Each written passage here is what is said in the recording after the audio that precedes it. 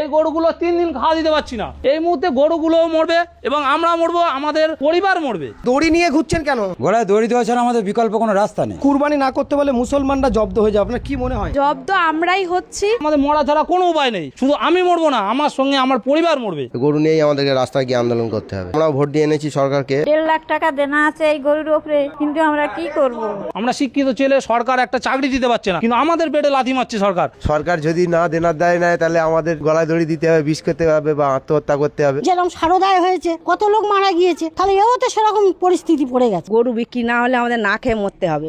আমরা কি করব? নবান্ন নিয়ে যেতে হবে, তাহলে সেখানে গিয়ে সামনেই বেঁধে দেবো। আমরা তো হিন্দু লোক, আমরা তো সরকারি আমরা খুবই খুশি, খুবই আনন্দিত, কিন্তু হঠাৎ আমাদের পেটে লাথি বললে আমরা কোথায় যাব? গরু যদি আমরা ছেড়ে দিই সেটাও তো একটা লোকের ক্ষতি করবে, সে তো আমার এসে দায়ী করবে।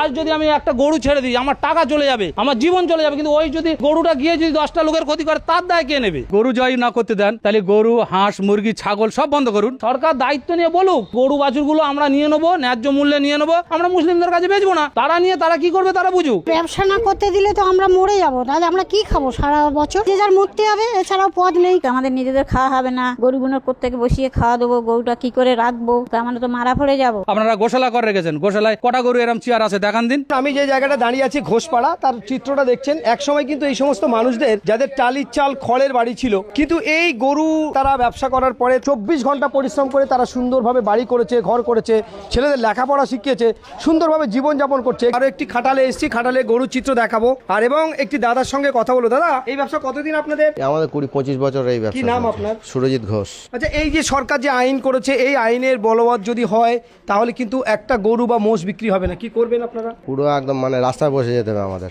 কারণ আমরা অলরেডি ইনভেস্ট করে দিয়েছি। অলরেডি আমরা যেসব গরু দুধ দেয় না তাদেরকে বসিয়ে আমরা খাইয়ে তৈরি করি, এই ঈদের সময় বিক্রি হয়। কিন্তু অলরেডি হঠাৎ করে এমন সিদ্ধান্ত নিয়ে আমরা তো মানে একদম পুরো ফেঁসে যাবো আমরা। আমাদের প্রচুর টাকা।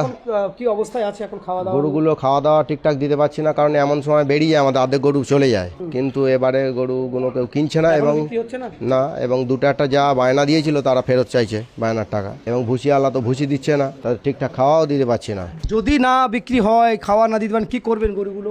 গরুগুলোকে খাওয়া না দিতে পারলে কি করবে সেটা সরকার বলুক। তারা তো আইন করে ফট করে বন্ধ করে দিল এইভাবে, কিন্তু আমরা তো পুরো রাস্তায় বসে গেলাম। কিন্তু আমরা কিভাবে খাওয়া দেবো আমরা তো নিজেও বুঝতে পারছি না। আর প্রচুর টাকা দেনা আছে, আমরা মানে ভুসির দোকানে বাকি আছে, প্লাস বিভিন্ন সংস্থা থেকে আমাদের লোন নেওয়া আছে। লোন নিয়ে আমরা এই ব্যবসাটা করি এবং এই ঈদ করেই আমরা সব পেমেন্ট করে দিই, কিন্তু এবারে সেটা হয়নি এবং বিক্রিও করতে পারছি না। সরকারের কাছে কি দাবি করছেন? সরকারের যে দাবি, সরকার বিকল্প কোনো রাস্তার কথা বলে দিক, যে এই কারবারটা বন্ধ হয়ে গিয়ে আমরা কি করব। আর এত টাকা আমাদের দেনা, প্রায় 15 থেকে 20 লাখ টাকা মতো দেনা আছে। যদি গরু না বিক্রি হয়, না নিয়ে কি করবো? আমাদের রাস্তা নামা ছাড়া আর গতি নেই আমাদের। গরু নিয়েই আমাদেরকে রাস্তায় গিয়ে আন্দোলন করতে হবে। গরু নিয়েই রাস্তায় বসতে হবে, কি করবো? এই ইয়াং বয়সে তার যে স্বপ্ন ভাঙচুর হতে চলেছে, একেবারেই তাকে স্বপ্ন ভেঙে যাওয়ার মতো, সেই কথাই তিনি তুলে ধরছেন যে প্রতি বছর ঈদের সময় এই গরুগুলো তারা বিক্রি করেন, একটা মোটা অঙ্কের টাকা তারা দেনা মেটান, এটাই তাদের সারা জীবনের জীবিকা অর্জন। সমস্ত সম্পদ কিন্তু এখানেই তারা ব্যয় করে দিয়েছেন বলে জানাচ্ছেন। যদি না হয় তাহলে কি আন্দোলনে নামতে হবে?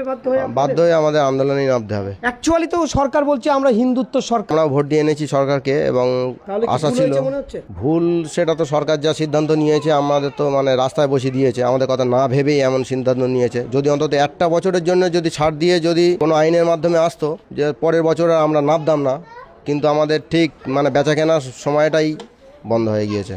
দেখুন, মুসলমানরা হয়তো কুরবানি দেয়, কিন্তু মুসলমানদের খুব কম সংখ্যার মানুষ কিন্তু এই গরু পালন করে। বেশি অর্ধেক আমরা দেখেছি হিন্দু সম্প্রদায়ের ভাই এবং ঘোষ যারা আছে তারা দুধ এবং ঘুলের ব্যবসা করে, তাদের কাছে প্রচুর পরিমাণে গরু থাকে। এক একটা গরু আমি দেখাতে বলবো, দেখুন 2.5 লাখ, 3 লাখ, 4 লাখ টাকা পর্যন্ত বিক্রি হয়।